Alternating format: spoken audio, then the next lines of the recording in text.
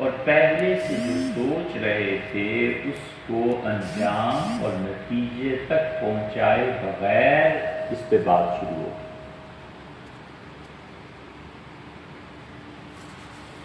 ہر چیز میں جو شواذ اور مستثنیات ایکسیپشنز جسے آپ کہتے ہیں وہ ایک الگ چیز ہے. ایکسیپشنز کی بنیاد پہ نہ قانون بنتا ہے نہ زندگی گزرتی. ڈاکٹرز اسٹیرائڈ استعمال کرتے ہیں اور جو حکیم نہیں جانتا کہ اس کے مضر اثرات کیا ہیں اسے حکیم کہنا ہی اب تو غلط ہے. لیکن بس تک حکیم کو یہ نسخہ پتہ چل گیا اور وہ پہلے دن سے ہی مریض کو اس پہ لا رہا ہے تو اس کی ناقص ہونے میں کوئی شبہ نہیں اور مریض کے برباد ہونے میں کوئی شبہ نہیں. اس لیے کہ خود حکیم زہر سے کبھی علاج کرے کبھی کرتا بھی ہے لیکن یہ نہیں ہوا کرتا کہ وہ زہر کی بنیاد پر صحت کو رکھے.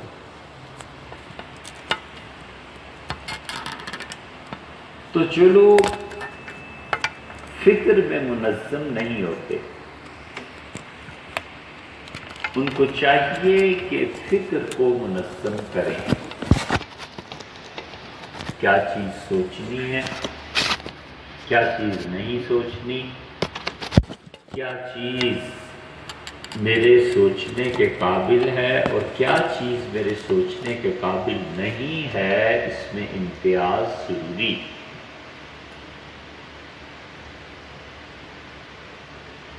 یہ ضروری ہے کہ آدمی یہ سوچے کہ میں نے کیا پڑھنا ہے، حلال اور حرام مارکیٹ میں جا رہا ہوں کیا خریدنا ہے، لیکن اپنے اوقات اور صلاحیتیں وہ اس پہ لگانے لگے کہ بجلی ملک میں کیسے پیدا ہوگی، تو یہ اس کا کام نہیں. وہ یہ چاہے کہ حالات میں تبدیلی آئے، وہ چاہے کہ سیاست کرے، وہ چاہے کہ وزارت اور اسمبلی تک پہنچے، اس کے لیے فرض ہے سوچنا، سوچے. لیکن وہ اسی سوچ میں رہے اور کوئی فکر نہ کرے کہ میں نے پڑھنا کیا ہے، کھانا کیا ہے. تو ایسے ہو نہیں سکتا کیونکہ کھائے بغیر زندگی نہیں ہے. اور جس طرح یہ غذا اور خوراک جسم کے بقا کا سبب ہیں اور جسم کو باقی رکھتی ہیں، علم روح کو باقی رکھتا ہے. علم کی دونوں قسمیں، مرتے دم تک اس پہ غور کرنا چاہیے اور مرتے دم تک یہ جستجو رہنی چاہیے. امام احمد بن حنبل رحمۃ اللہ علیہ کو جب معتصم کے دربار میں پیش کیا گیا تو امام رحمۃ اللہ علیہ کو پتہ تھا کہ کوڑے لگنے، پتہ تھا کہ قتل کا فیصلہ ہو سکتا ہے، پھانسی بھی دی جا سکتی ہے، ساری چیزیں. اس کے باوجود انہوں نے ایک آدمی کو دربار میں خلیفہ وقت کے جو حاشیہ نشین تھے ان کو دیکھا اور فرمایا آپ امام شافعی رحمۃ اللہ علیہ کے شاگرد ہیں؟ تو انہوں نے کہا میں انہی سے پڑھا ہوں. تو فرمایا فلاں مسئلے میں امام کی رائے کیا ہے؟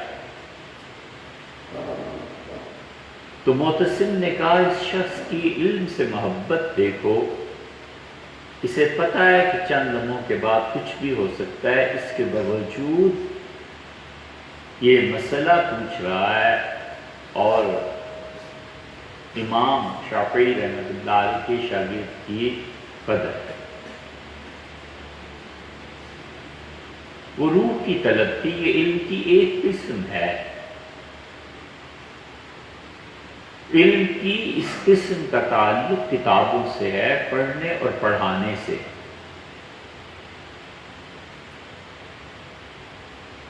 اور علم کی دوسری قسم اس پہلی قسم سے بھی زیادہ ضروری ہے صوفیہ کے نزدیک۔ فقہا کے نزدیک یہ ضروری ہے اور صوفیہ کے نزدیک وہ ضروری ہے۔ اس لیے اللہ تعالی یہ دونوں چیزیں کہیں جمع فرما دے۔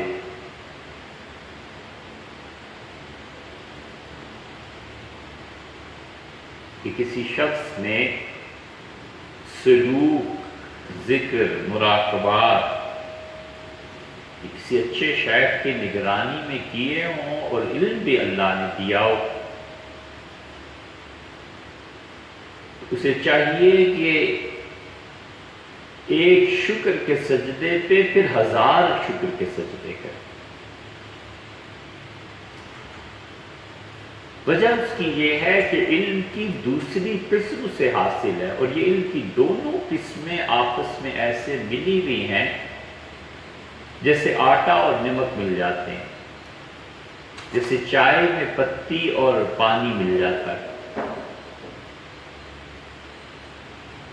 علم کی یہ دوسری قسم نہ ہو تو جہالت ہے۔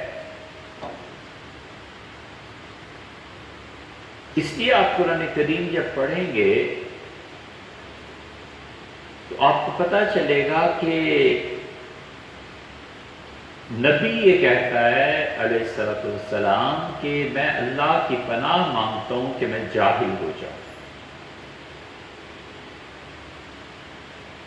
حضرت نوح علیہ السلام کے بیٹے کی بات آئی اور اللہ نے فرمایا کہ انی اعیذک، میں آپ کو اے نوح علیہ السلام سمجھا رہا ہوں، بتا رہا ہوں کہ آپ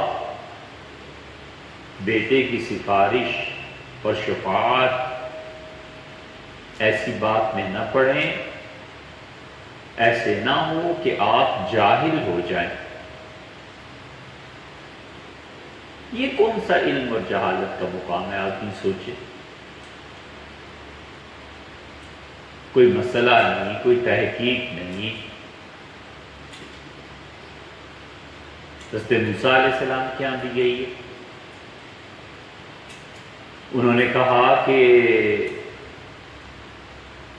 ایک قربانی کرو، تو انہوں نے کہا تخذنا ہزوا، آپ ہمارا مذاق اڑا رہے ہیں۔ قال اعوذ باللہ ان اکون من الجاہلین، میں اللہ کی پناہ مانگتا ہوں کہ میں جاہل ہو جاؤں۔ جاہل تو وہ ہے جسے علم نہ ہو۔ یہاں علم کی بات کیا ہے کہ انہوں نے کہا گائے کی قربانی کرو، انہوں نے کہا کہ حضرت یہ چیز جو آپ فرما رہے ہیں یہ ایک طرح کا مذاق معلوم ہوتی ہے، تو انہوں نے کہا کہ میں اللہ کی پناہ مانگتا ہوں۔ حضرت یوسف علیہ السلام کے یہاں بھی یہی ہے، حتیٰ کہ رسول اللہ صلی اللہ علیہ وسلم کے متعلق بھی یہی بات۔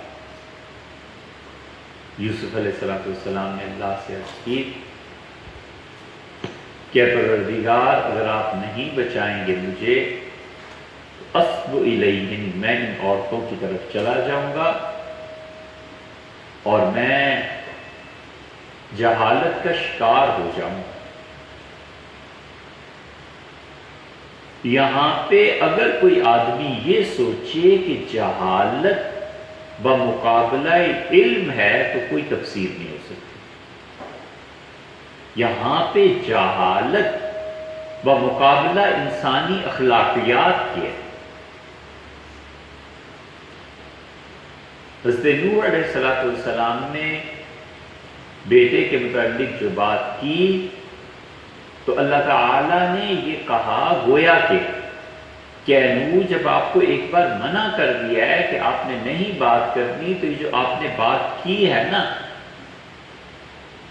یہ ہماری شہنشاہیت کے خلاف ہے۔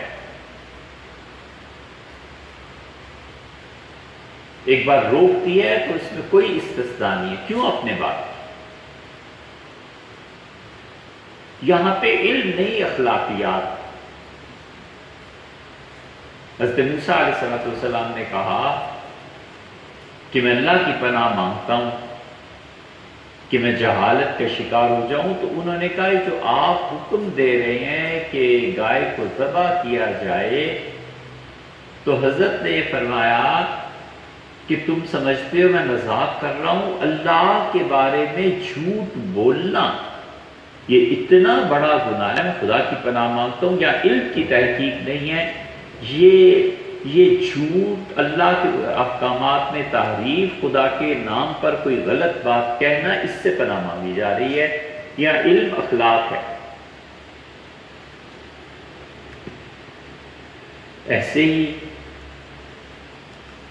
حضرت یوسف علیہ السلام کا یہ عرض کرنا کہ اللہ میں اس طرف کو چلا جاؤں گا، تو اس کا مطلب یہ ہے کہ اے اللہ، اگر آپ نے مجھے پناہ نہ دی تو میں ایک ایسے کام کا ارتکاب کر بیٹھوں گا جو کسی بھی شریف آدمی کے لیے درست نہیں۔ یہ علم اخلاقیات کے مقابلے میں ہے، تو علم کی یہ دونوں قسمیں، اگر پہلا علم نہیں ہے، فقہا کی جزیات معلوم نہیں ہے، تو آدمی مفتی سے جا کر دریافت کر سکتا ہے، کتاب پڑھ سکتا ہے۔ اب تو اور بہت سے ذرائع آ گئے، ان چیزوں کو اختیار کیا جا سکتا ہے، لیکن اگر دوسرا علم نہیں ہے جہاں انسانی اخلاقیات بنتی ہیں، تو پھر اللہ ہی حافظ ہے۔ اس لیے کہ صبح سے شام تک 10 موقع ایسے پیش آتے ہیں جہاں انسان کو اخلاقیات کی ضرورت ہوتی ہے، یا تو پھر مستقل تربیت ہو، اور تربیت اگر ہے نہیں تو پھر کیا کرے؟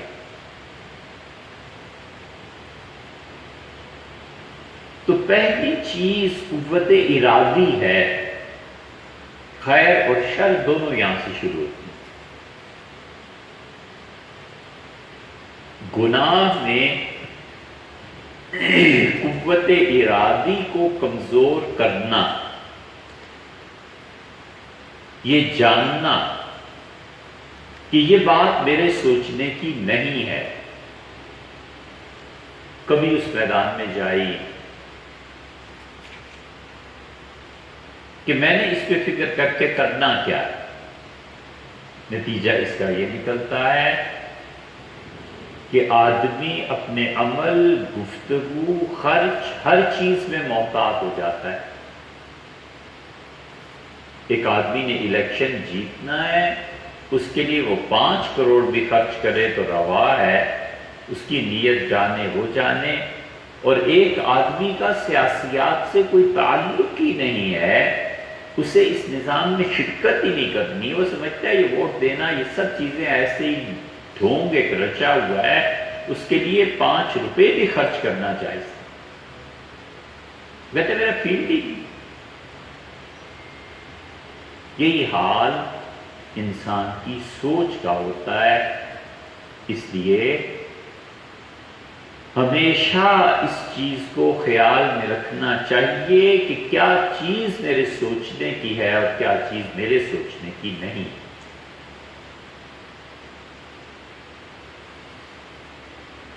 یہ فکر کی آوارگی سے بچنا ہے۔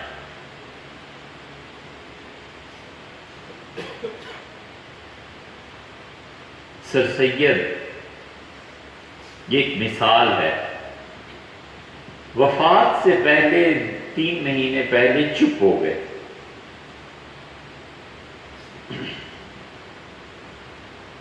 بالکل خاموش کرسی پہ بیٹھے رہتے تھے۔ علی گڑھ پریشان،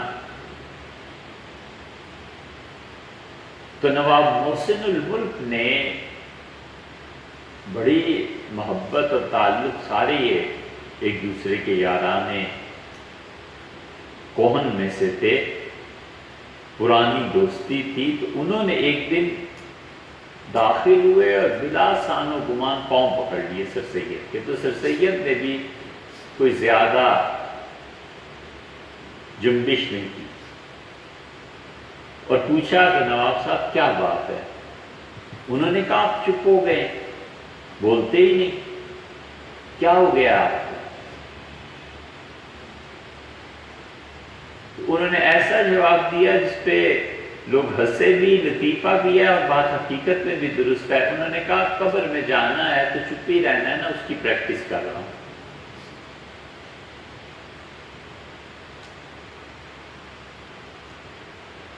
ہے حقیقت میں یہی بات کہ آدمی کو جس کوچے میں جانا ہی نہیں ہے اس کے متعلق آخر اتنی فکر کرنے کی ضرورت کیا ہے؟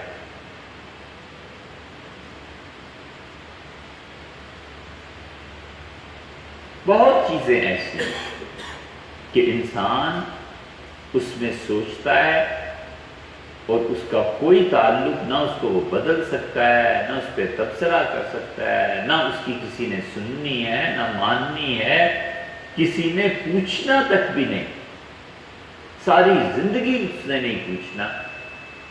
ان باتوں پر سوچنا اور بحث کرنا، یہ سب اللہ کے ہاں جواب دینا ہے۔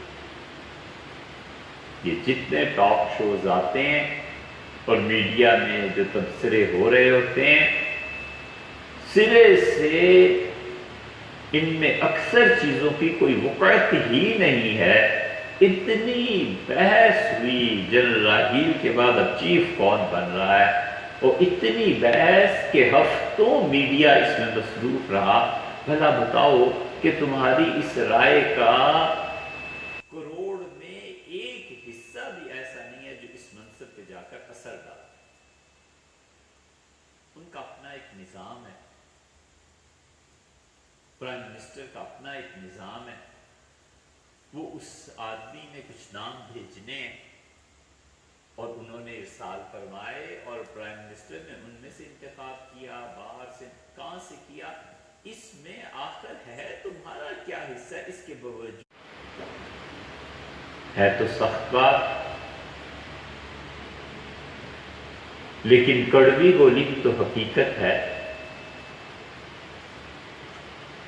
بڑی سخت بات۔ اللہ نے کہا ہے وَلَقَدْ ذَرَعْنَا لِجَهَنَّمَ كَثِيرًا مِّنَ الْجِنِّ وَالْإِنسِ، اور ہم نے بہت سے انسانوں اور جنات کو پیدا ہی اس لیے کیا ہے کہ جہنم بنے۔ اکبر الہٰبادی نے بھی کہا نا، گناہگار بخشے جائیں گے سارے، جہنم کو بھر دیں گے شاہد ہمارے۔ انہوں نے کہا یا حالی نے کہا؟ مسدس میں بھی ہے ایسی چیزیں، حالی نے بہت تنقید کی ہے شاعری۔ حالی کا جو مقدمہ شعر و شاعری ہے نا، پڑھنے کی کتاب ہے۔ اچھا اس کو بند کر دیتے ہیں، پھر ادھر نہ چلے جائیں۔ گناہگار بخشے جائیں گے سارے، جہنم کو بھر دیں گے شاہد ہمارے۔ کوئی تعلق اور واسطہ ہی نہیں، یہ سب ذہنی آوارگی ہے، اور بچوں کو بچانا چاہیے اس چیز سے، اور ٹارگیٹڈ سوچ ٹو دا پوائنٹ۔ یہ جو تیر اندازی ہوتی تھی اس کا ایک نتیجہ یہ نکلتا تھا، جو بچے تیر اندازی کرتے تھے اس کا ایک فائدہ یہ ہوتا تھا کہ بچے ہمیشہ ٹارگٹ پہ نظر رکھتے تھے کہ پہنچنا کہاں۔ یہ تیر اندازی نکل گئی نا، یہ بچے اب بھی جو پٹھانوں کے غبارے اس پہ وہ چھرے مارتے ہیں، یہ بڑا معاون ثابت ہوتا ہے اس سمجھ کے ساتھ کہ بیٹے بالکل ٹارگٹ کی طرف نظر رکھیں۔ یہ پہلی چیز ہے کہ انسان اپنی زندگی کو سوچے کہ ہے کتنی اور کن امور میں دخل دینا ہے اور کن امور میں دخل نہیں دینا، کتنا میرا کام ہے اور کتنا میرا کام نہیں ہے، کتنا کچھ میں نے کرنا ہے اور اس کا کتنا حصہ اللہ کے حوالے کر دینا ہے، اللہ کا۔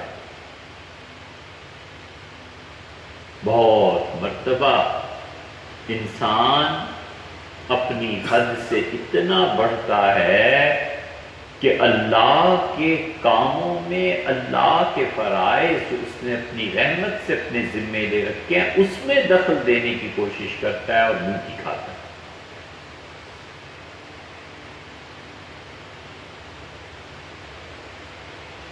نماز میں دل نہیں لگتا، نہ لگے پھر کیا ہو، صبح اٹھنے کو جی نہیں چاہتا، نہ چاہے پھر کیا ہو، اٹھنا چاہیے، ہر حال میں اٹھنا ہے، جی کا کوئی سوال نہیں، اس کی کوئی پوچھ نہیں۔ اس کا کیا مطلب ہوا کہ اللہ کا شریک اسے بنانا ہے کہ جس دن وہ چاہے اٹھے اور جس دن وہ ہی نہیں چاہتا وہ نہ اٹھے؟ شرک کی سب سے بدتر قسم اور سب سے زیادہ باریک قسم یہی ہے کہ انسان اپنے نفس کو اللہ کا شریک بنائے، والعیاذ باللہ، استغفر اللہ۔ شرک کرتا تو بھی کوئی ڈھنگ کا کرتا تو چلو کوئی عقل کی بات تھی، شرک بھی کیا تو اپنے نفس جیسی ناپاک چیز کو اللہ کا شریک ٹھہرایا۔ دودھ کو اگر خراب کرنا ہی تھا تو کوئی پانی ڈالتا، اسے کم کرتا تو بھی کوئی بات تھی، اس میں بھی پیشاب ملایا۔ بھلا بتاؤ، ہے کوئی انسانیت؟ ہے کوئی؟ اللہ کے ساتھ شرک کیا اقوام نے۔ بجلی کیوں چمکتی ہے؟ سمندر کی حد کیا ہے؟ زمین کا آخری کنارہ کہاں ہے؟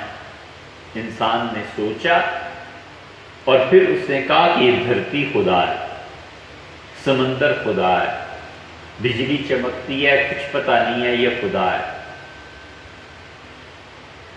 والعیاذ باللہ، یہ خدا کی آواز ہے، خدا کی صفات ہے۔ پھر بھی سمجھ میں آتا ہے کہ انسان کو سمجھ نہیں آئی، ٹھوکر لگی، خطا کھا گیا۔ اتنا بھی کیا اندھا ہو جائے کہ اپنے نفس کو اللہ کا شریک ٹھہرائے اور سمجھ نہ آئے کہ میں کس کی بندگی کر رہا ہوں۔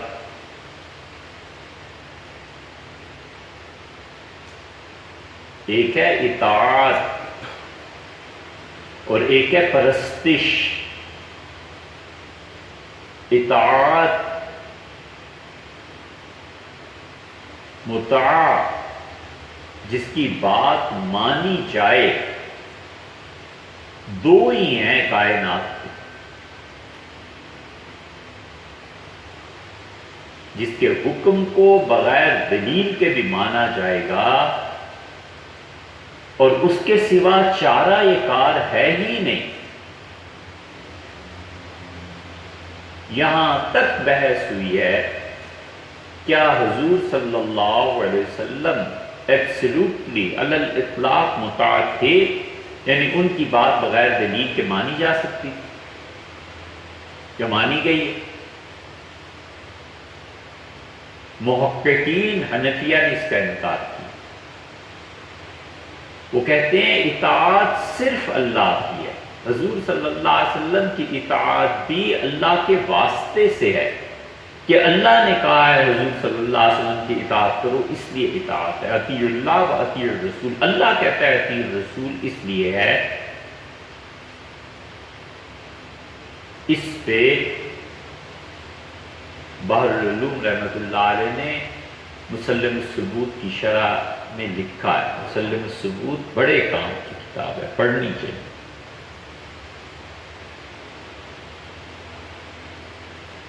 اب تو نور الانوار بھی پوری نہیں پڑتی۔ فواتح الرحمود پہ انہوں نے اس کو لکھا ہے۔ اور احمد رضا خان صاحب کا مسلک دوسرا ہے، وہ کہتے ہیں حضور صلی اللہ علیہ وسلم کی مستقل متاع، یہ تو خیر علمی بحث ہے، کائنات پوری میں متاع دو ہی ہیں، ایک حق ہے اور ایک باطل ہے۔ حق اللہ کی ذات ہے، اس کی بات مانی جائے گی بغیر دلیل کے پوچھنے سے، کوئی نہیں پوچھ سکتا کہ کیا دلیل، کیوں مانا، عقل میں نہیں آتا، سود میں بھی نہ پایا، تجارت میں بھی نہ پایا۔ اللہ کہتا ہے حل اللہ البیع وحرم الربا، اللہ نے سود کو حرام قرار دیا، اللہ نے تجارت کو جائز قرار دیا ہے، کوئی حکمت کوئی دلیل کچھ نہیں اس موقع پہ بیان کریں، بولا میں اس کو حلال قرار دے رہا ہوں، میں اس کو حرام قرار دے رہا ہوں، بس چھٹی۔ جمعے کے لیے جب آذان ہو جائے تو جاؤ وزر البیع اور چھوڑ دو یہ ساری تجارت اور مصروفیات،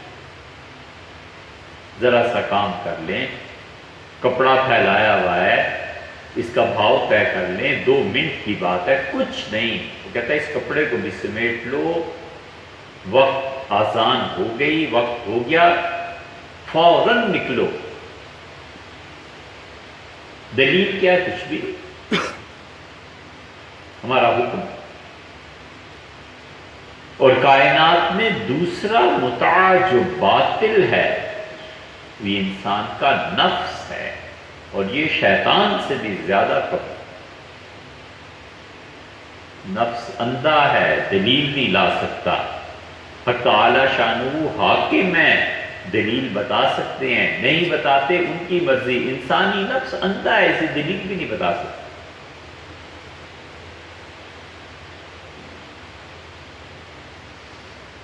یہ کام کر لو، بہت مزہ ہے،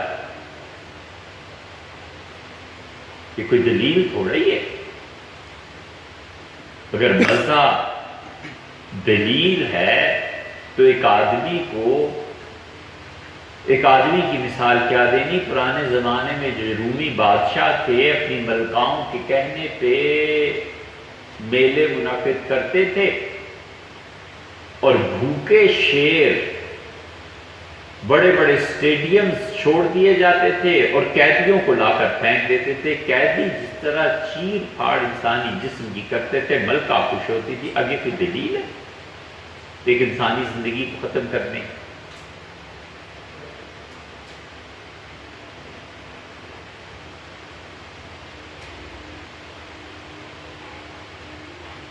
غلام ہونا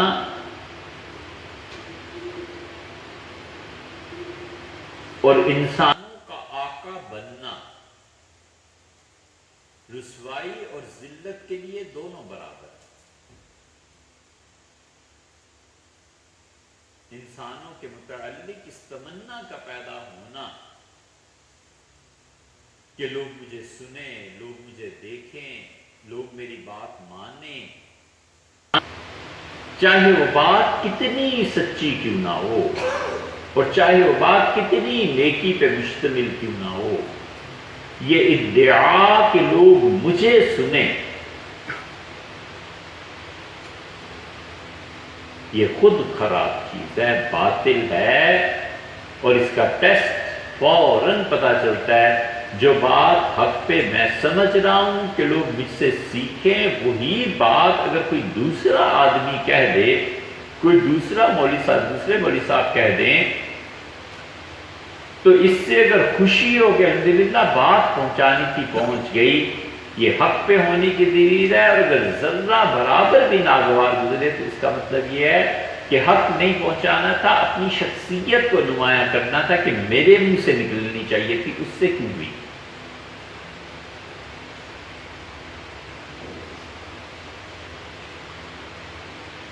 اس لیے ہر وہ نیکی جو ادعا کو پیدا کرتی ہے، دعوے،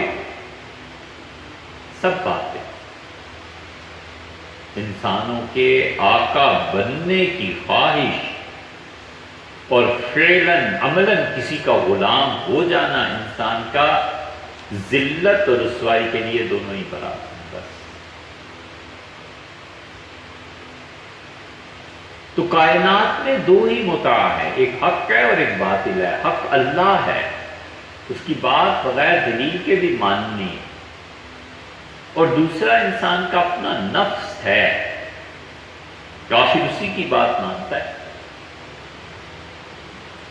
کافر اپنی عقل کو اس کے تابع کرتا ہے، مومن اپنی عقل کو بھی اللہ کے تابع کرتا ہے۔ وہ کہتا ہے میری سمجھ میں نہیں آتا لیکن کیا کریں، اللہ کا حکم ہے، بس ماننا ہے۔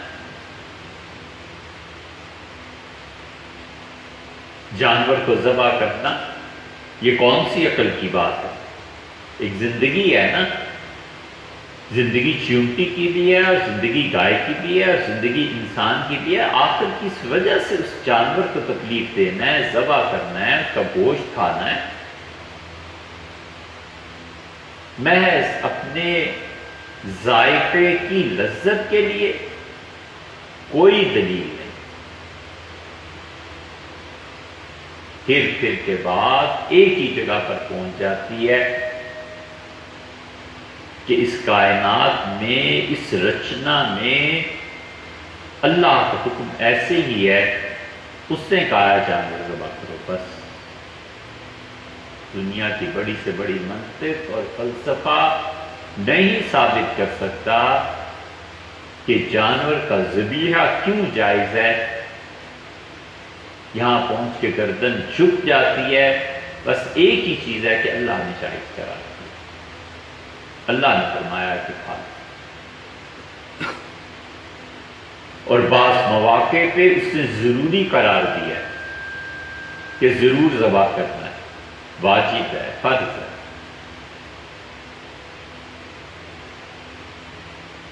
سب سے پہلا درجہ اس قوت ارادی کا ہے، اپنا کام کرے، اللہ کے کاموں میں دخل نہ دے۔ میرا کام نماز پڑھنا ہے تو مجھے نماز پڑھنی ہے، نہیں دل لگتا تو اب کیا کریں، کوئی حل نہیں۔ شدید وحشت اور بیزاری کی حالت میں بھی پڑھنی ہے، اللہ کا حکم ہے، بس ماننا ہے۔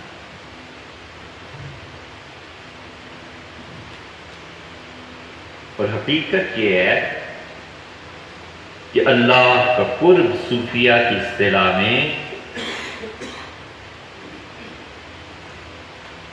جتنا صوفیہ اصطلاح استعمال کرتے ہیں قبض اور بسط کی، آسان لفظوں میں سمجھنا چاہیے کہ جب راہ چلنا دشوار ہو اور قرب الہی کا راستہ دشواری سے طے ہو اور عشق کی قوت کمزور پڑے اور عقل کی قوت اس پہ غلبہ حاصل کرنا چاہے،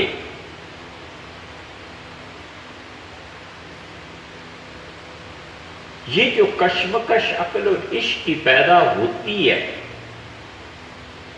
جتنا اللہ کا قرب اس میں محنت کرنے سے حاصل ہوتا ہے اتنا خدا کا قرب عشق کے غلبے سے حاصل نہیں ہوتا۔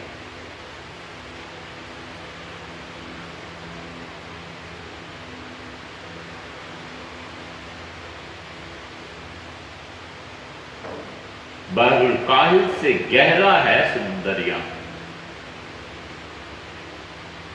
اتنی بڑی حقیقت ہے اللہ کے قرب کی کہ جو سجدہ عالم بیزاری میں ادا ہوتا ہے نا، ہزار و کروڑ سجدے اس پہ قربان جو سجدے اللہ کے شکر میں اور خوشی سے ادا ہوتے۔ سجدہ جس میں دل چاہتا ہے کہ آدمی جھکا رہے اور اللہ کی تسبیح بیان کرتا رہے، ایسے کروڑ سجدے اس ایک سجدے پہ قربان جہاں جی چاہتا ہے کہ مسجد چھوڑ کے بھاگ جائے، کیا مصیبت پڑی۔ اللہ کا قرب جتنا اس صبر سے حاصل ہوتا ہے اتنا اس شکر سے حاصل نہیں ہوتا، یہ خلاصہ ہے۔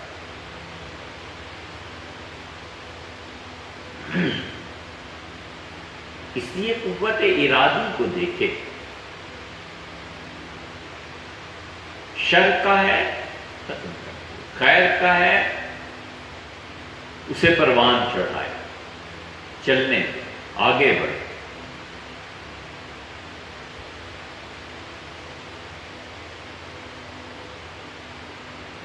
عقل جہات ستہ سے ماورا کا کوئی تصور نہیں رکھتی۔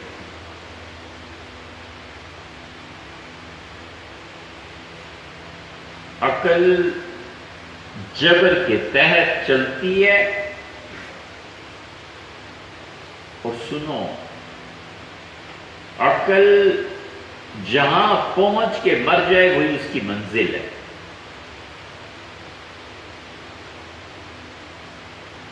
عقل منزل کا تعین نہیں کرتی۔ کہاں یہ عقل جو ان 5 سینسز اور حواس خمسہ اور یہ چھ سمتیں اوپر نیچے دائیں بائیں آگے پیچھے، جو اس سے بلند تر کا تصور نہیں رکھتی۔ عشق کہتا ہے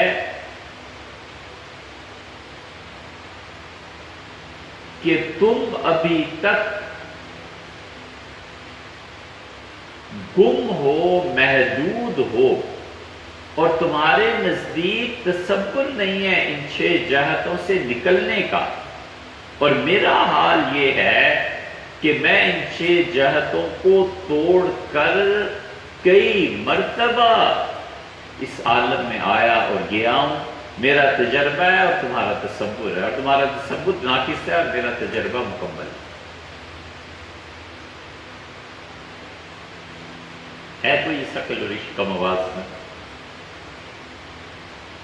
عقل جہاں پہنچ کے ختم ہو گئی وہی اس کی منزل بن جاتی ہے، اور عشق ایسا ہے کہ منزل اسے کھینچتی ہے۔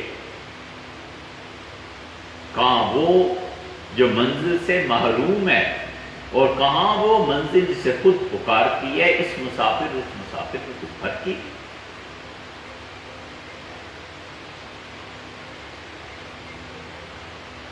سنریم آیاتنا فی الآفاق وفی انفسہم، اور ہم لوگوں کو دکھائیں گے اپنے ہونے کی نشانیاں خود ان کی ذات میں اور اس کائنات میں۔ یہ جو رچنا ہے اس میں آدمی غور کرتا ہے، حاکم بنتا ہے، عشق اسے لے کے چلتا ہے اس رچنا کے پیدا کرنے والے کی طرف، اور جب غلام بنتا ہے اور اس کو حاکم بنا لیتا ہے دنیا کو، تو پھر بیچارہ قیدی ہو جاتا ہے، پھر آگے نہیں چل سکتا۔ عشق کہتا ہے اندر کو دیکھ اور سفر کو طے کر، اور عقل کہتی ہے آنکھیں کھول اور ان 6 جہتوں میں جو کچھ ہے بس یہی منزل۔ تو کہاں عقل کا ناقص اور محدود تصور، اور کہاں عشق کا کامل اور آفاقی سفر، دونوں میں کوئی موازنہ ہے؟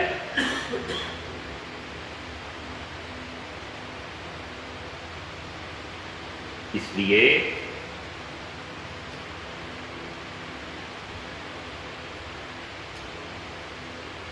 انسان فکر کو محدود رکھے، بایمانہ کہ جو چیزیں سوچنے کی نہیں ہیں نہیں سوچی، اس میدان میں جانا ہی نہیں۔ جوانی میں بڑا براڈ اسپیکٹرم ہوتا ہے، یہ بھی پڑھ لیں، یہ بھی دیکھ لیں، یہ بھی چیز ہو جائے، یہ بھی چیز ہو جائے، اچھا ڈاکٹریٹ اس میں بھی ہو جائے، اس میں بھی ہو جائے، اس میں بھی ہو جائے، بڑے بلند عزائم ہوتے ہیں، اور جتنا جتنا عمر کا کمبل بھیگتا ہے اور جتنی جتنی یہ چادر سکڑتی ہے نا زندگی کی، اتنا ہی پھر چوزی ہو جاتا ہے کہ یہ کتاب بھی پڑھ لیتے مگر اب اتنا وقت ہی کہاں ہے، چلو بس یہی پڑھ لیں، یہ جہان بھی دیکھ لیتے مگر اتنا وقت اب کہاں سے لائیں، بس یہاں تک محدود ہے۔ یہی سمجھ جن لوگوں کو ابتدا میں آ جاتی ہے اور وہ پہچان لیتے ہیں کہ مسافر یہ تیرا نشیمن نہیں، تو مسافر اس کو منزل خود کھینچتی ہے اور وہ بڑی خوش دلی سے اس سفر کو طے کرتا ہے، اور دلجت من اللیل، حضور صلی اللہ علیہ وسلم رات کا کچھ حصہ اور بس رات دن کا کچھ حصہ وہ اپنے مقصد میں کامیاب ہو جاتا ہے۔ سب سے پہلی چیز قوت ارادی ہے کہ ارادہ کیا، خیر میں اسے مضبوط کرے اور شر میں اس کے پاؤں کاٹے، توڑے۔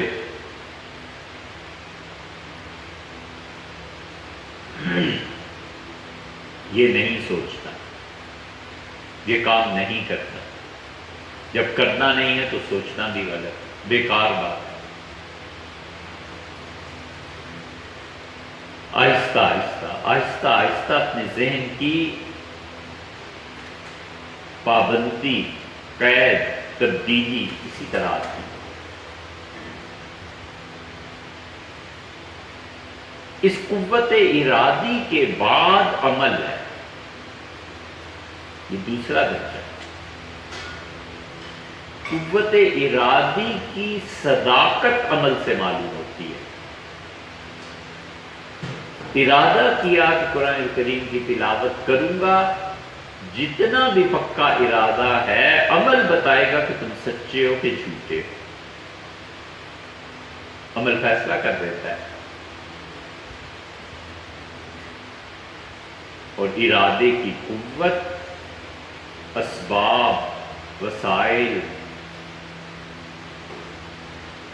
مادیت اس سے کہیں بلند و بالا ہوتی ہے۔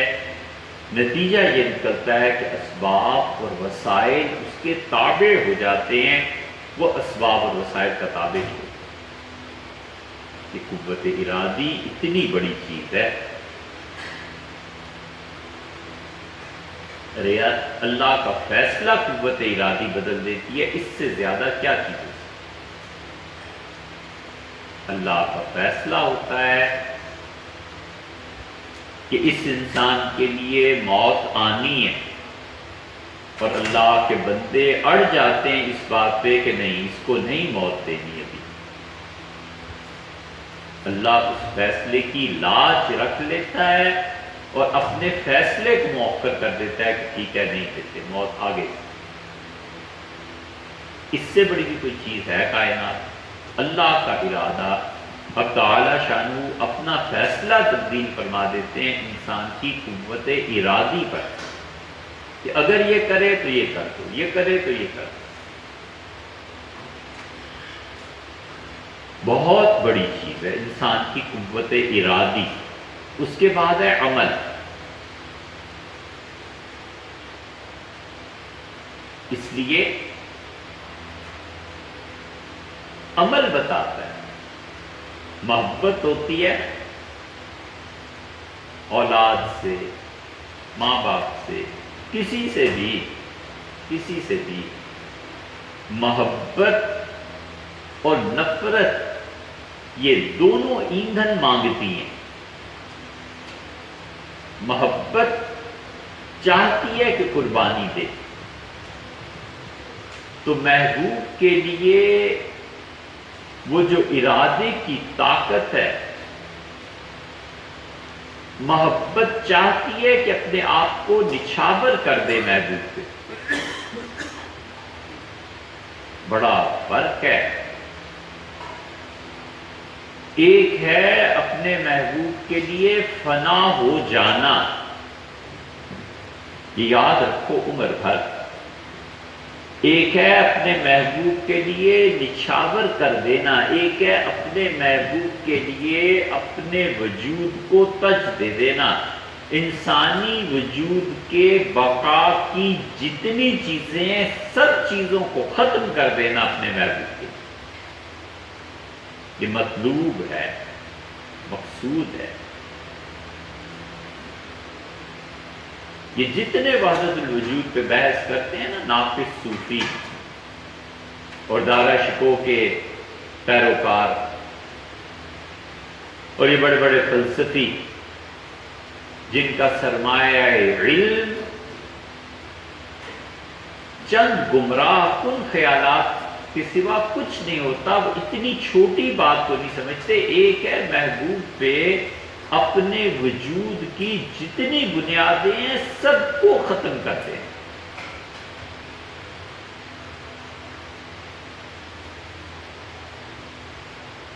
وجود اور شعور، یہ دونوں کا بڑا ربط ہے اور انسانوں کا بہت بڑا مسئلہ ہے شروع سے۔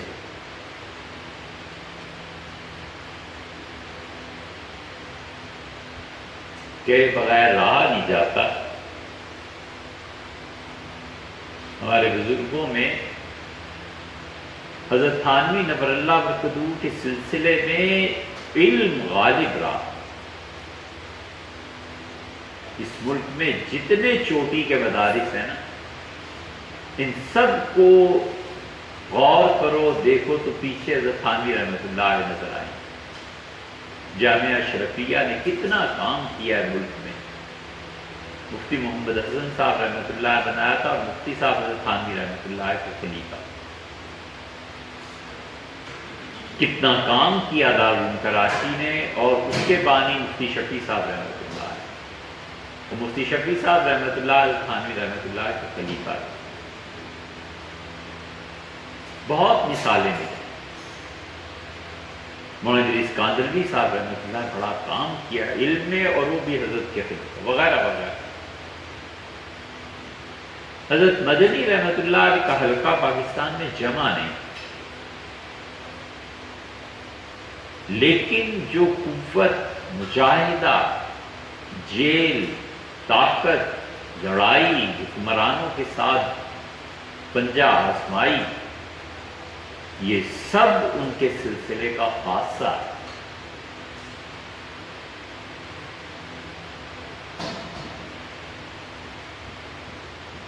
جس نے بھی اس بحر الکاہل سے ایک چلو پانی بھی پیا ہے نا، اس نے ضرور ایجنسیز، انٹیلیجنس، جیل شکار ہونا ہی ہونا ہے زندگی، قرض کا بھی بوجھ ہونا ہے۔ حضرت رحمت اللہ لکھوا کے لائے ہوں گے اپنے سلسلے کے لوگوں کے لیے یہ سب چیزیں مجاہدہ ہے، لیکن جہاں وجود کو ختم کر دینا اور اپنی ہستی کی فنا اور کوئی نشان باقی نہ رہے اور اپنے محبوب پہ بالکل کلی طور پر نچھاور ہو جائے اور کوئی صورت نہ رہے یاد کرنے کی، اپنے آپ کو اتنا مٹانا، اور یہ مقام حضرت نوح علیہ السلام کی عمر بھی مل جائے نا کسی کو، اور موت سے چند لمحے بھی پہلے حاصل ہو جائے تو بڑا خوش نصیب ہے۔ یہ مقام اور اس درجے کا حصول، اس میں امام تھے حضرت شاہ عبد الرحیم صاحب رائے پوری رحمۃ اللہ، یہ ان کے سلسلے کا خاصہ ہے کہ وجود کی جتنی بنیادیں ہیں سب کاٹو، سب ختم۔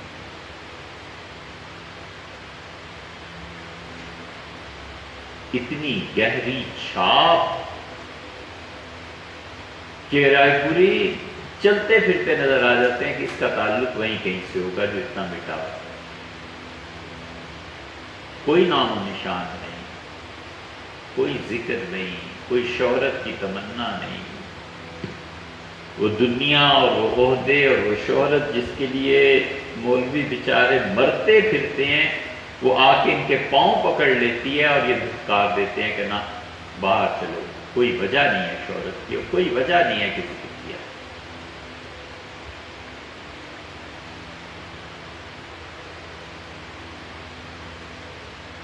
یہ ان کے سلسلے کی خاصیت اور امامت ہے ان کی۔ شیخ نے لکھا ہے زکریا صاحب رحمۃ اللہ علیہ نے کہ شاہ عبد القادر صاحب رائے پوری رحمۃ اللہ علیہ معذور تھے،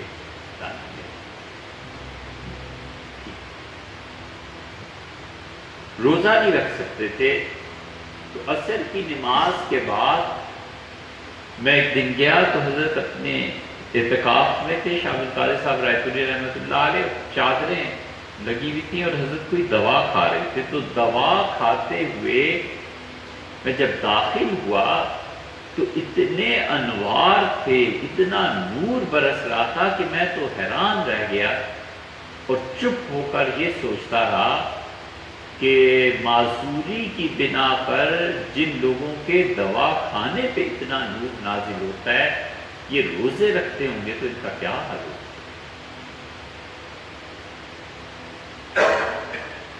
ختم کی فنائی، اور یہ خاصہ ہے سلسلہ چشتیہ، صابریہ اور نظامیہ دونوں، کیونکہ حب عشقی کا جو غلبہ ہے وہ وجود کو تج دیتا ہے۔ یہ آدھی بات ہے، آدھی اور پوری کرتے ہیں کہ اپنے محبوب کے لیے وجود کی ساری چیزیں مٹا دیں، کروڑوں خرچ کرنا اور ایک پائی کا ذکر، رات بھر خدا کے حضور میں عبادت میں چھوٹے رہنا اور کچھ پتہ نہیں ہے کہ کیا ہے، بھولے سے بھی ذکر، علم کے سمندر اور بڑے بڑے مسائل پر گفتگو، مگر جب تک زبان بدرجہ مجبوری نہ کھلے دوسرا جان نہیں سکتا کہ آدمی کو ایسی تواضع، کسر نفسی اور عاجزی کہ جن علوم کو برسوں پڑھا اور پڑھایا اور سمجھا، اس کے باوجود کسی مبتدی اور طالب علم سے پوچھنا کہ بیٹے مسئلہ کیا ہے۔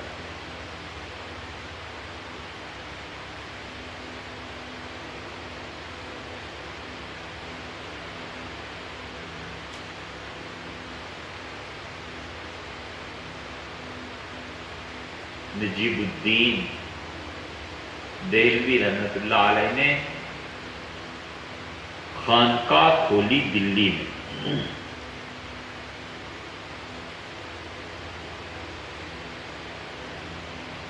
یہ اس حب عشقی ہی کا غلبہ ہے کہ کوئی خانقاہ نہیں بنانا، کوئی مسجد اپنے لیے ایسی تعمیر نہیں کرنی جس کو کہیں کہ یہ فلاں حضرت کی مسجد ہے،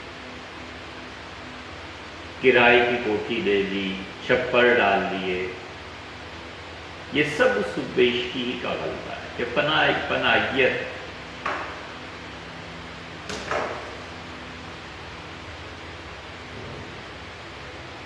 سوکھی روٹی، دال روٹی،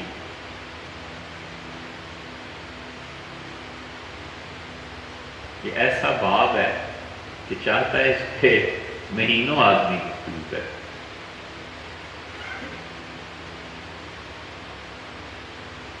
حضرت مولانا ابوالحسن ندوی رحمۃ اللہ فرماتے تھے کہ ایک دن رائے پور خانقاہ میں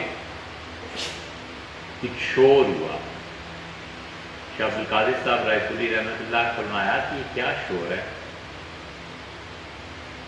تو لانگری اس کو بلایا گیا، اس نے فرمایا کیا شور ہو رہا ہے، انہوں نے کہا حضرت کچھ لوگ آئے ہیں اور 24 گھنٹے میں ایک ہی مرتبہ چائے پکتی تھی، چائے پہ تکرار ہو رہی، تو خاموش ہو گئے۔ پھر ایک اور وقت میں مجھے بلایا اور فرمایا کہ میاں یہ درویش اللہ اللہ کرتے ہیں، تو چائے پہ کل شور ہو رہا تھا، تو کیا خیال ہے اس مسئلے کو حل نہ کر لیں؟ تو میں نے کہا حضرت ضرور کر لیتے ہیں، کل سے چائے زیادہ بنوا لیتے ہیں جتنے درویش۔ بس میں نہیں علی میاں ایسا کیا، اس کو بلاؤ ذرا لانگڑی کو. وہ آیا، فرمایا چائے میرا خیال ہے ختم ہی کرنا، سوکھی روٹی کھا لیا کرے ناشتے میں تو کچھ ہو رہی. فرماتے تھے میں بالکل ہکا بکا کے میں کس طرح کو سوچ رہا ہوں اور وہاں سے کیا ہو. تو شیخ نجیب الدین رحمۃ اللہ علیہ دلی میں خانقاہ قائم کر لی. شہزادے آنے لگے، پیسے آنے لگے، کھانے پکنے لگے.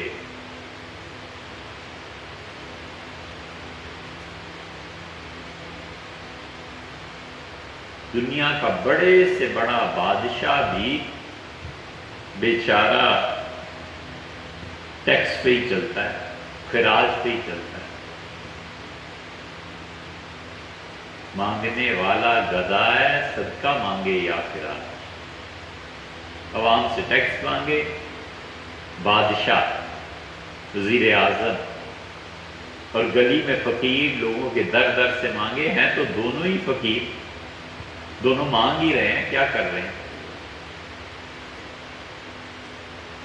مانگنے والا گدا ہے، صدقہ مانگے یا خراج.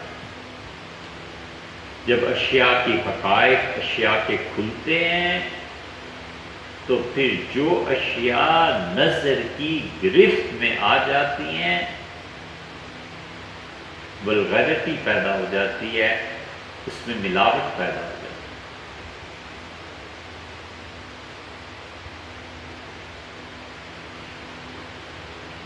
اور محبوب کا جلال جب اس کی ضوء، چمک اور جلال نگاہ کی گرفت میں نہ آ سکے تو اس سے اندازہ کرتے ہیں کہ اس نے کتنا نہیں دیکھا. بینائی اور دیکھنے کا پیمانہ اشیاء کا نظر کا احاطہ نہیں ہے، اس کا پیمانہ نہ دیکھنا کہ کتنا نہیں دیکھا. اس سے جانچتے ہیں اہل نظر کہ اس کی نظر کتنی ہے.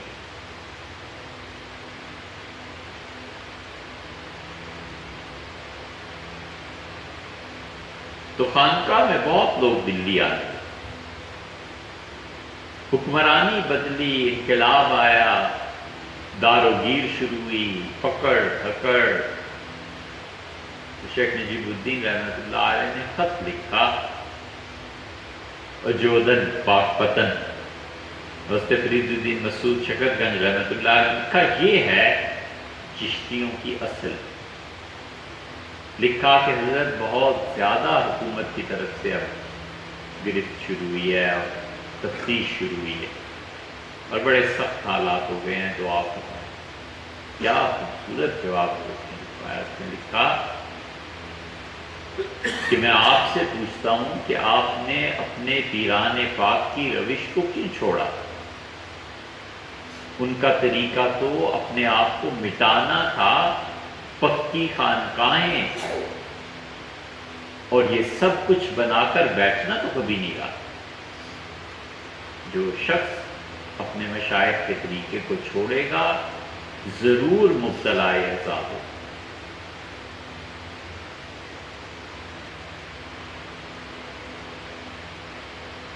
اس کی وجود کو اپنے محبوب پر نثار کر دینا کہ کائنات میں کوئی وجود ہے ہی نہیں حق کے علاوہ اور اللہ کے علاوہ، اور دل کا گواہی دینا، اٹھتے بیٹھتے سوتے جاگتے گواہی دینا کہ اللہ تو ہی ہے، میں کچھ نہیں، میں، میرا ارادہ، میری خواہش کچھ نہیں، بس تو ہی تو ہے. یہ ہے وجود کی وحدت کا اقرار. اور دوسرا پہلو اس کا یہ ہے کہ اگر کوئی یہ سمجھے کہ محبوب پر نشاور اور نثار ہونے کی بجائے اس کی ذات کا حصہ بن جائے گا، یہ ہے کفر اور کفر. یہ جتنے بھی صوفی کفر کے معاذ اللہ، انہیں صوفی کہنا بھی نہیں چاہیے، یا تو وہ پاگل تھا اور یا بڑا ہی ظالم تھا اگر اسے عقل تھی۔ صوفیہ اور مشائخ جو بڑے بڑے لوگ تھے انہوں نے کبھی بھی یہ بات نہیں کی، یہ تہمت ہے۔ ایک ہے محبوب پہ نثار اپنا وجود ختم مٹا دے کہ اللہ تو ہی ہے، میں تجھ ہوں، جو آپ چاہیں وہ ہوگا، میرا چاہنا کچھ نہیں ہے۔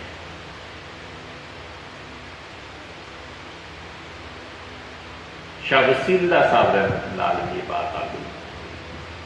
حضرت تھانوی رحمۃ اللہ بہت بڑے خلفاء، بمبئی میں اللہ نے اتنی ہدایت ان کے ذریعے دی،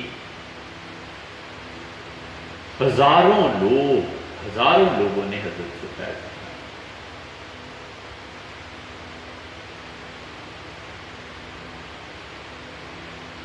محب الحسن ندوی رحمۃ اللہ فرماتے تھے کہ ہم بمبئی گئے ہوئے تھے، اتفاق کی بات انہوں نے حج پہ جانا تھا، اور حج پہ جانے سے 2 دن پہلے بمبئی میں بڑا ہجوم تھا، تو میں اور وہاں منظور نعمانی رحمۃ اللہ ہم دونوں گئے ہوئے تھے، تو حاضر ہوئے خدمت میں، تو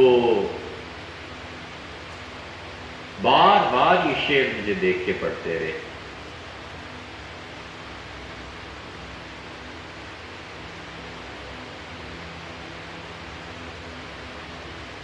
پھول کیا لاؤ گے تربت کے لیے، تم سے مٹی بھی نہ ڈالی جائے گی، ہے کچھ ایسے ہی، یہ شعر نہیں ہے، شعر ہے ایسے، تم سے مٹی بھی نہ ڈالی جائے۔ حضرت ہنستے تھے، بار بار مجھے دیکھی شعر پڑھتے تھے، اور 2 دن کے بعد لنگر اٹھا اور جہاز چل پڑا، بحری جہاز، راستے میں انتقال ہو گیا، جدہ اطلاع ہوئی، حضرت حاجی امداد اللہ صاحب مہاجر مکی رحمۃ اللہ علیہ کی قبر برابر میں جگہ کھود دی گئی، سب کچھ ہو گیا، کیونکہ شیخ ان کے حضرت تھانوی رحمۃ اللہ علیہ، ان کے شیخ حضرت حاجی صاحب رحمۃ اللہ علیہ، تو اطلاع ملنے میں تاخیر ہوئی یا کچھ بھی ہوا، حضرت شاہ وسیع اللہ صاحب رحمۃ اللہ علیہ کی میت سمندر میں جنازہ پڑھ کے ڈال دی، تو فرماتے پھر مجھے یہ شعر سمجھ آیا کہ خاک بھی تم سے نہ ڈالی جائے گی، کچھ اندازہ ہوا ہوگا کہ میری تو قبر بھی باقی نہیں رہے۔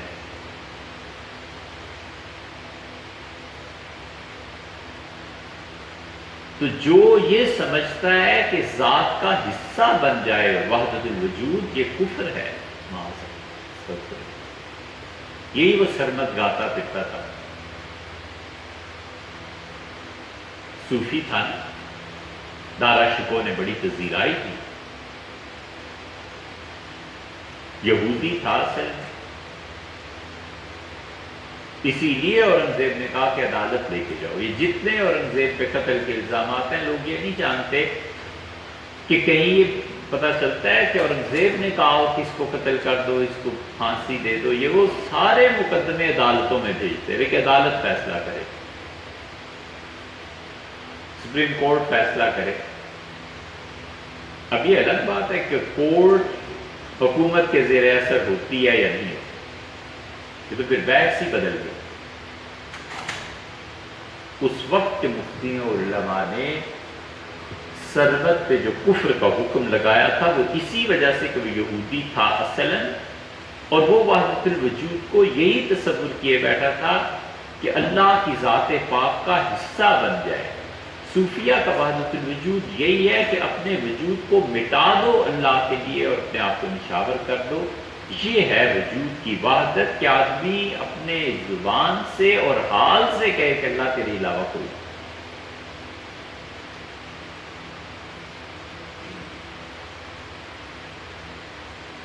اس لیے پہلا مرحلہ قوت ارادی کا، اور دوسرا مرحلہ قوت ارادی کی تصدیق عمل سے، اور تیسرا مرحلہ اس عمل کا حال بن رہا ہے۔ بس یہ وہ عمل حال بن جائے آدمی.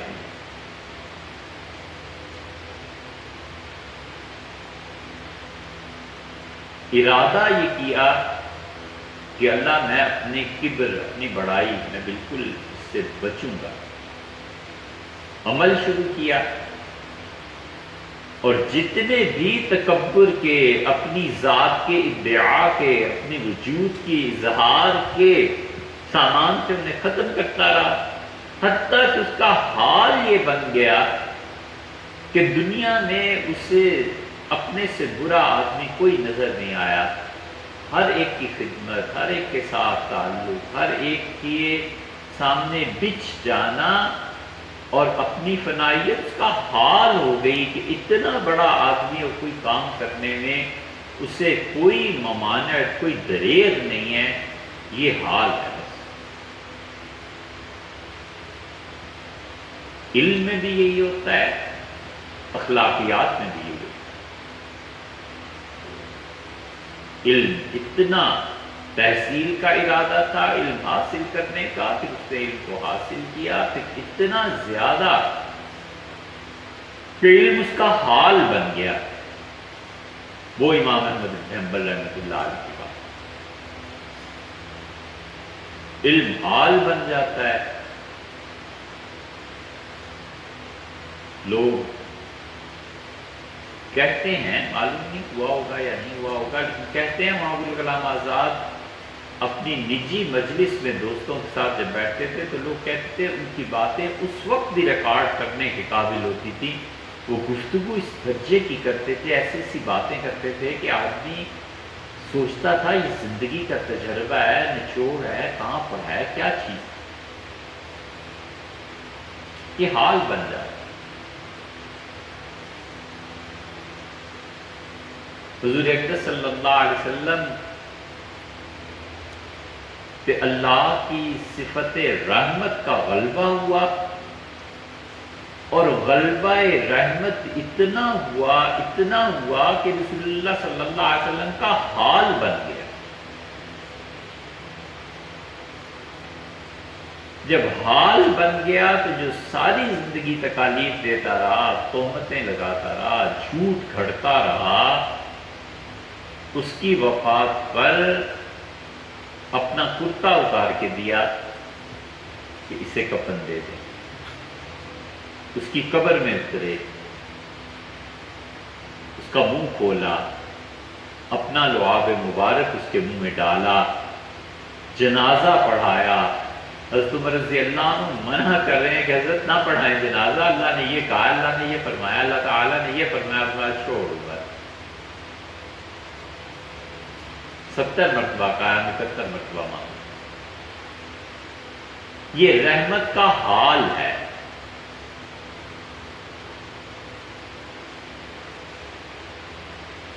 یہ رحمت کا حال بہت مرتبہ اتنا غالب آیا ہے کہ عام سطح پہ انسان اس حد تک نہیں جا سکتا. داماد آ گیا ہے ربی، اور ربی کو کہا ہے کہ تم بھی اتنا ہی فدیہ ادا کرو جتنا باقی لوگوں نے کیا. یہ باتیں ہمیں سمجھ اس لیے نہیں آتی کہ بیٹی نہیں نا، جن کے بیٹی ہوتی ہے نا، یہ ان کو سمجھ میں آتی ہے بات زیادہ.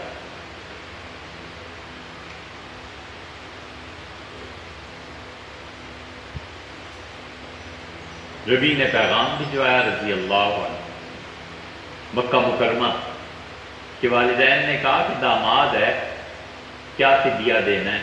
4000 خود ہی چھوڑ دیں گے. اپنی بیٹی زینب رضی اللہ عنہ کا شوہر ہے تو بیٹی کو ایسے ہی تو نہیں گھر بٹھائے رکھیں گے، آخر کچھ تو ہوگا. یہ رشتہ حضرت خدیجہ رضی اللہ عنہ کر گئی تھی اپنی ہمشیرہ کے بیٹے کے ساتھ، اپنی بیٹی زینب رضی اللہ عنہ.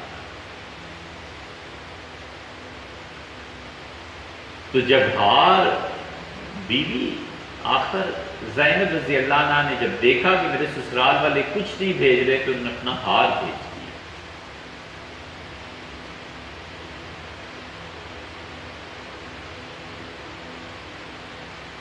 تو وہ حال رسول اللہ صلی اللہ علیہ وسلم کے سامنے پیش کیا گیا تو آپ نے پہچان لیا. آپ نے کہا ہو یہ تو میری بیوی خدیجہ رضی اللہ عنہا نے اپنی بیٹی کو شادی کے موقع پہ تحفہ دیا تھا، یہ تو وہ حال ہے. حضور صلی اللہ علیہ وسلم پہ اتنی رقت طاری ہوئی کہ سارا جسم مبارک ہلنے لگا. حدیث میں لفظ ہے شدید رقت طاری ہو گئی. بیٹی، پھر بیوی، پھر ہار، پھر اہلیہ کا انتقال، سب چیزیں. اور فرمایا کہ تم اجازت دو میں اپنی بیٹی کا یہ ہار واپس کر دوں. صحابہ رضی اللہ عنہ کا کوئی مسئلہ نہیں. فرمایا اس شرط پہ بھیجتا ہوں کہ میری بیٹی کو واپس بھیج دے. رسول اللہ صلی اللہ علیہ وسلم نے اپنی ساری خواتین کو بلا لیا تھا. یہ مسجد قباء ہے نا، اس مسجد قباء کی جو پارکنگ ہے یہاں مسجد جمعہ ہوا کرتی تھی. وہ مسجد جمعہ مٹ گئی ہے. مدینہ منورہ میں بہت چیزیں ختم ہو گئی. وہ چیزیں جو 1980 میں بھی 76 میں دیکھنے میں آتی تھی ختم ہو گئی. ذوق ہے وہ بھی ایک وہابیت کا، ہمیں اسی لیے زیادہ اس سے وحشت ہوتی ہے کہ نبی کریم صلی اللہ علیہ وسلم کے جتنے آثار تھے سب انہوں نے جان بوجھ کے بتایا. اس مسجد قباء کی جہاں پارکنگ ہے یہاں ایک چھوٹی روڈ ہوتی تھی. پہلی مرتبہ جب حاضری ہوئی تھی تو اس کے باہر ایک قبرستان تھا. یہ بقی جو جنت البقیع ہے اس کے پیچھے ایک اور قبرستان تھا. حضور صلی اللہ علیہ وسلم اس کے متعلق فرمایا تھا کہ یہاں سے حشر میں ایک نور اٹھے گا، آسمانوں جیسی بلندی پہ جائے گا. اس مرتبہ جرول حج پہ حاضری ہوئی تو ہم کم ہمتوں کا خیال یہی تھا کہ قریب کی مسجد میں نماز پڑھیں گے. تو بعض دوستوں نے کہا کہ نہیں، وہاں جو توسیعات ہوئی ہیں شاہ عبداللہ کی اس میں بہت جگہ چلے گئے. تو سارا علاقہ دیکھ کے خیال آیا کہ وہ یہاں تو ایک قبرستان تھا. حجاج ابن یوسف اس ظالم نے جتنے اصاغر صحابہ کرام رضی اللہ عنہ کو شہید کروایا تھا ان کی قبریں وہاں تو سب مٹا کے ختم. وہ جگہ ایسی تھی جہاں پر جا کر یہ طے شدہ چیزوں میں سے ایک چیز تھی کہ مظلوم صحابہ کرام رضی اللہ عنہ کی قبروں پہ خدا کی جو رحمت نازل ہوتی تھی وہاں پر دعا قبول ہوتی. یہ قباء کے قریب ایک پتھر کی سل تھی بہت بڑی، ہم نے دیکھی.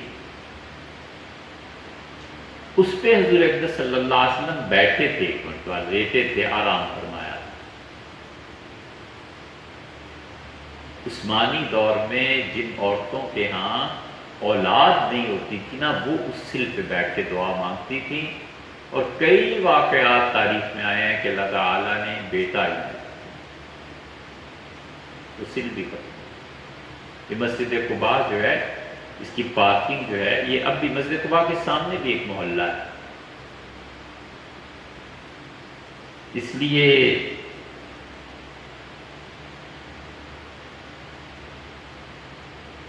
اسباب اور وسائل نہیں، اگر نہ اسباب اور وسائل ہو نا 20-30 لاکھ روپیہ تو آدمی وہاں چلا جائے اور ریکارڈ کرائے اس کو کہ رسول اللہ صلی اللہ علیہ وسلم یہاں تھے، یہاں تشریف لائے تھے، یہاں یہ مسجد تھی، یہاں یہ ایک جگہ ایسی ہے جہاں ٹائر کی دکان کھلی ہوئی ہم نے دیکھی اور رسول اللہ صلی اللہ علیہ وسلم اس جگہ سے کئی مرتبہ گزرے.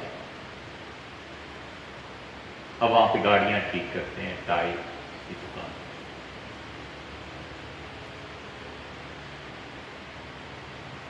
ہے تو بڑی بات، اللہ معاف کرے، خدا درگزر اس سے کرے. لیکن شاید رسول اللہ صلی اللہ علیہ وسلم کے شہر کو جتنا ہم جانتے ہیں ہم نے کوئی آدمی نہیں دیکھا جو اتنا جانتا ہے، یہ بڑی بات۔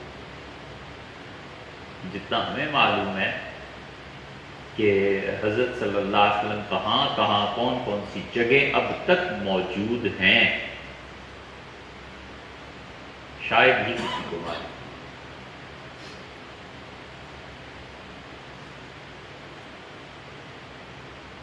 کل بھی بات آئی تھی کہ رسول اللہ صلی اللہ علیہ وسلم کو کمرے میں دفن کیا گیا تھا، تو مولانا چلے گئے شیر الرحمان صاحب کہہ رہے تھے کہ ان کی خصوصیت، ہم نے کہا یہ کون کہتا ہے؟ تو انہوں نے کہا یہ پڑھا ہے۔ ان کا بہت ہی کمزور بات ہے یہ کہ رسول اللہ صلی اللہ علیہ وسلم کی خصوصیت ہوتی تو پھر غیر کی اس میں شرکت نہ ہوتی۔ سیدنا ابوبکر عمر رضی اللہ عنہ جو خود وہیں مدفون ہوئے، اس کا مطلب یہ ہے کہ شرکت غیر کی ہوئی، تو خصوصیت کیسے ہوئی؟ حضرت ابو سعید خدری رضی اللہ عنہ کے والد تھے، ان کو بھی کمرے میں ہی دفن کیا گیا۔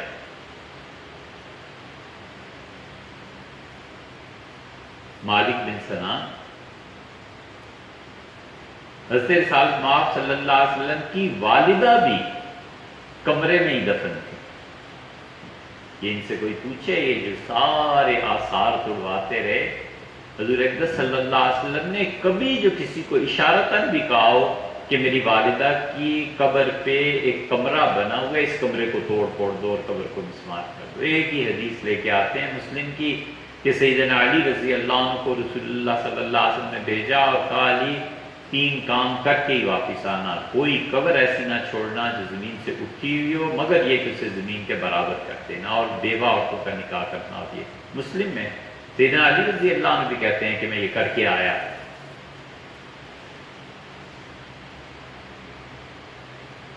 ہے نا قلت فہم، وہابیت، کند ذہن، کوئی عقل نہیں کرنی۔ حضرت صلی اللہ علیہ وسلم نے جو سیدنا علی رضی اللہ عنہ کو بھیجا تھا، مشرکین کی قبروں کے لیے بھیجا تھا یا مسلمانوں کی قبروں کے لیے بھیجا تھا؟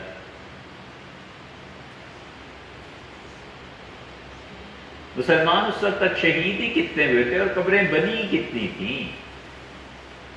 وہ تو مشرکین کی قبریں تھیں جن کی عبادت ہوتی تھی، انہیں مٹوایا ہے رسول اللہ صلی اللہ علیہ وسلم نے۔ یہ جو تم مٹانے چلے تھے یہ صحابہ کرام رضی اللہ عنہ تھے، کوئی عبادت نہیں کرتا، ان جگہوں کو متبرک سمجھ کے وہاں جا کے دعا مانگتے تھے کہ خدا کی رحمت یہاں زیادہ نازل ہوتی ہے۔ اب آپ کیوں مدینہ منورہ میں اللہ کی شان شاہ عبداللہ گئے تو دونوں ہاتھ حضور صلی اللہ علیہ وسلم کی قبر مبارک کی طرف اٹھائے ہوئے ہیں۔ ہم نے کہا سبحان اللہ، اگر اجداد دیکھ لیتے تو فوراً مشرک وہابی قابل قتل گردن اڑا دو یہ قرار پاتے، یہی کرتے ہیں، اسی وحشت ہوتی۔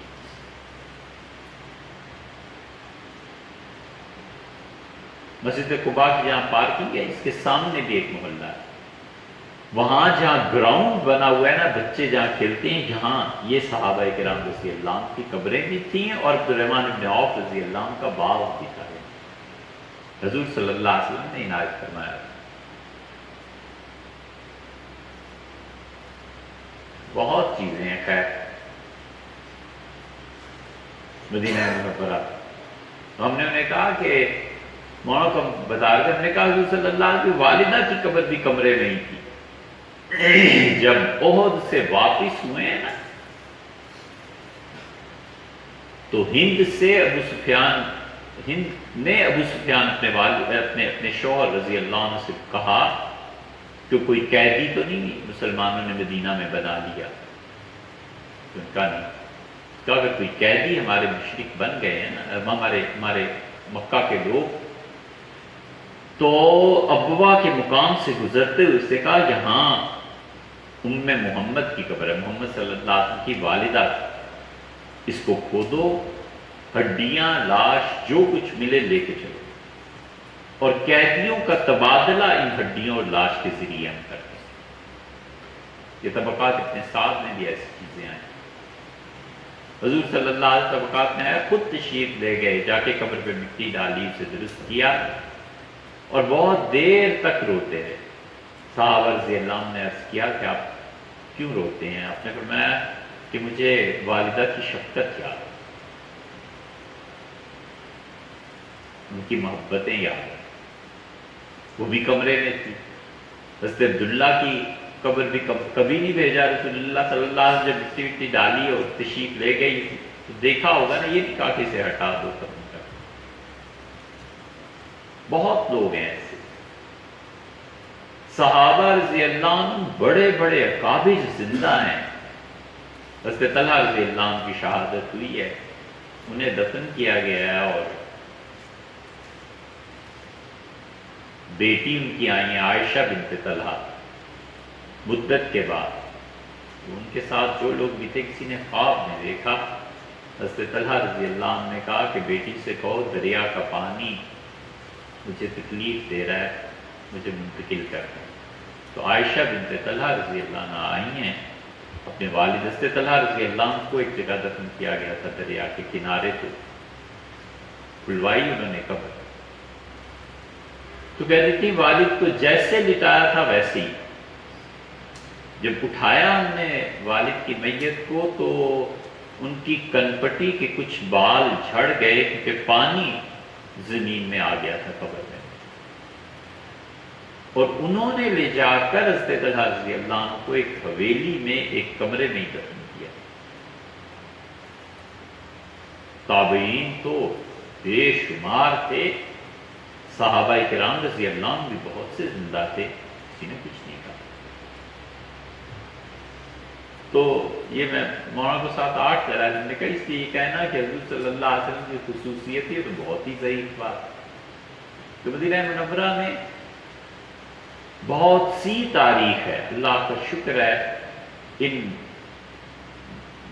جاہل وہابیوں کو پتہ نہیں ہے، اس لیے مٹاتے نہیں ہیں، پتہ چل جائے گا تو مٹا دیں گے اسے۔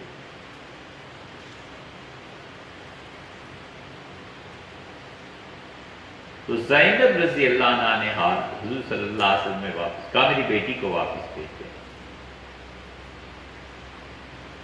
وہ چلی ہیں، ہار پہنچا تو عربوں میں کچھ بھی وعدے کے بڑے پاپا، سچ بولنے والے۔ جب بھی پہنچے انہوں نے کہا کہ آپ چاہیں، آپ کے والد سے یہ میرا وعدہ ہے۔ ربی رضی اللہ عنہ بعد میں مسلمان ہو گئے۔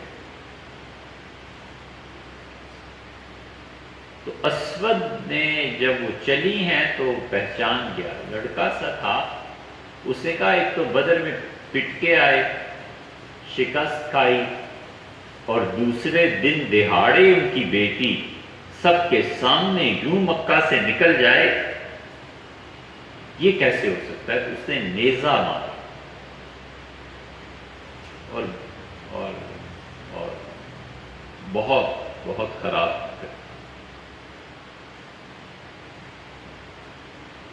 وہ امید سے تھی، گر پڑی اور خون جاری ہو گیا، عورتیں اٹھا کر لے گئی، بچہ بھی ختم ہو گیا۔ حضور صلی اللہ علیہ وسلم تک یہ ساری اطلاع پہنچی تو وہ جو بچہ اس نے ضائع کر دیا تھا اور جو اس طرح حملہ کیا تھا، رسول اللہ صلی اللہ علیہ وسلم سے کہیں مل جائے تو زندہ چلا، اور سخت سزا اس کے لیے تجویز سنائی۔ پھر کچھ دن بعد فرمایا کہ بس اس خون کے عوض میں اس کا خون ہو جائے، قتل کر دینا چاہیے اسے، لیکن نہ چلانا، وہ اللہ کا حق ہے۔ اسود غائب ہو گیا، اسے پتا تھا کہ کبھی اگر میں مل گیا مسلمانوں کو تو انہیں مار دیں۔ فتح مکہ ہو گئی، اسود کہیں نہیں ہوئی۔ فتح مکہ کے بعد ایک دن رسول اللہ صلی اللہ علیہ وسلم بیٹھے ہوئے تھے اور اچانک وہ آ کھڑا ہوا، اس نے کہا اللہ کے رسول مجھے آپ پہچانتے ہیں؟ آپ کو میں نے بہت بڑی بات کی ہے، آپ کی بیٹی کو میں نے مارا۔ زینب رضی اللہ عنہ کو زخم پھر ہرا ہو گیا، پھر وفات بھی اسی میں ہو گئی۔ ربی رضی اللہ عنہ آئے، رات کے وقت پہنچے مدینہ منورہ، دروازہ کھٹکھٹایا تو حضور صلی اللہ علیہ وسلم کے گھر پہ بیٹی تھی۔ زینب نے پوچھا کون؟ تو ان کا ربی، مجھے پناہ دے دو، کہ میں نے پناہ دی۔ حضور صلی اللہ علیہ وسلم صبح فجر میں آپ نے فرمایا مجھے نہیں پتا تھا کہ ربی رات آئے ہیں، لیکن میری بیٹی نے پناہ دے دی۔ اللہ کے رسول ہم سب نے پناہ دی۔ یہ چیز ہوئی ہے ان کے ساتھ۔ انہوں نے کہا، آپ نے کہا میں نہیں پہچانتا۔ انہوں نے کہا اللہ کے رسول آپ نے مکہ فتح کیا، میں اسود، میں بھاگ گیا۔ پھر میں نے بہت لوگوں سے سنا کہ آپ بڑے نرم دل کے ہیں۔ پھر میں نے سوچا زندگی ایسے کہاں بسر ہو سکتی ہے، کیوں نہ میں ڈائریکٹ چلا ہی جاؤں اور جا کے خود بات کر لوں کہ میرے قتل کا آپ نے حکم دیا تو میں حاضر ہوں، اب آپ جو فیصلہ فرما دیں۔ تو حضور صلی اللہ علیہ وسلم کو بیٹی تکالیف یاد آئی تو سر جھکایا اور آنسو گرتے۔ پھر فرمایا اسود ابن معاذ، یہ رحمت کا حال ہے، فرمایا چلے جاؤ، بس جیسے تم نے کچھ نہیں کیا، اور حکم دیا کہ یہ مدینہ منورہ جائیں اور وہاں مسلمانوں کو اطلاع نہیں ہوگی کہ میں نے معاف کر دیا ہے، تو ایسے نہ ہو کوئی نے مار دے۔ اس کا بھی بندوبست فرمایا کہ خبردار اب اس کو کچھ نہ کہیں۔ یہ سب رحمت کا حال ہے۔ تو قوت ارادی اس کی تصدیق عمل سے، اور عمل پھر حال بن جائے، یہ خیر میں بھی ہوتا ہے، شر میں بھی ہوتا ہے۔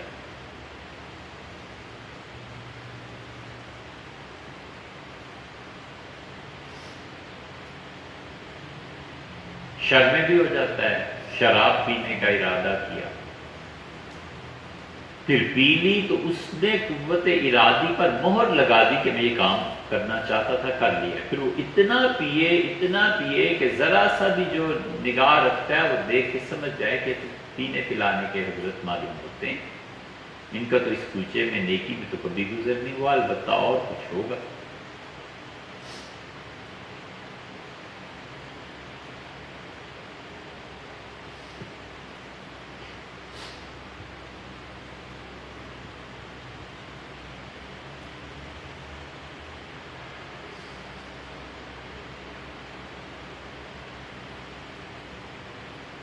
یہ عامر لیاقت ہے نا، عامر لیاقت ہی نام ہے۔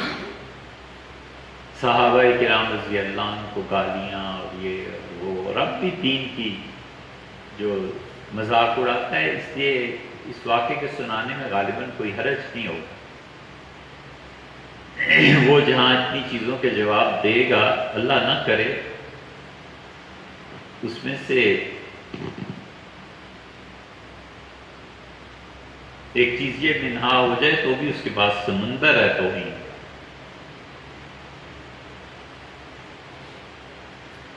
کراچی میں ایک بزرگ تھے، تو یہ ابھی اپنی جوانی میں ہی ماشاءاللہ کافی مشہور ہو گئے۔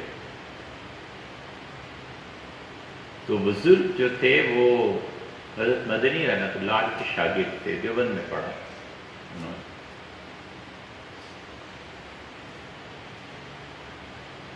تو یہ سید یا جو کچھ بھی ہیں، خیر کوئی انہیں ملانے لے گیا، تو انہوں نے ہم سے کہا کہ ہم جب لے کے گئے، ہم نے کہا حضرت یہ بہت صلاحیتوں کا ایک بچہ ہے، اسے آپ کی خدمت میں لائیں گے تو آپ کچھ اس کے حال پہ نظر فرمائیں، آپ کی مجلس میں رہے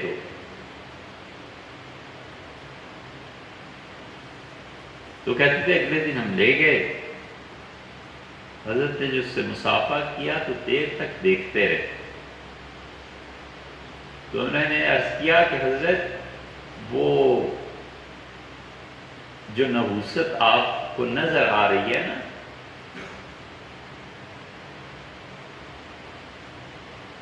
اس پھٹکار، یہی لفظ بولا انہوں نے کہا اس پھٹکار کا سبب شیعت نہیں ہے، وہ کوئی اور کرتوت۔